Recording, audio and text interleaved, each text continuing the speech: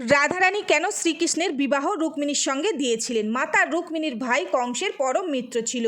তবে যখন শ্রীকৃষ্ণ কংসকে বধ করেন তখন কংসের শ্বশুর জরাসুর এবং রুক্মিণীর ভাই মিলে শ্রীকৃষ্ণকে বধ করার বচন নিয়েছিলেন। তবে যখন রুক্মিণী শ্রীকৃষ্ণের সকল লীলার ব্যাপারে জানেন তখন শ্রীকৃষ্ণকে না দেখে তার প্রেমে পড়ে যায়। তারপর থেকে শ্রীকৃষ্ণকে অনেক পত্র লেখেন, তবে শ্রীকৃষ্ণ তার কোনো পত্রই দেখেন না, কারণ শ্রীকৃষ্ণ তখন রাধারানীর প্রেমে ডুবেছিলেন।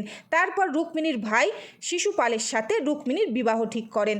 তখন রুক্মিণী চিন্তিত হয়ে রাধারানীর শরণাপন্ন হয়ে তার কাছে পত্র লেখেন এবং সব কথা জানান। রাধারানী তো সর্বজ্ঞানী, তিনি জানতেন রুক্মিণীও তার মতো মহালক্ষ্মীর অংশ, আর এই কারণে রাধারানী রুক্মিণীর সঙ্গে বিবাহ করার জন্য শ্রীকৃষ্ণকে অনুরোধ করেন।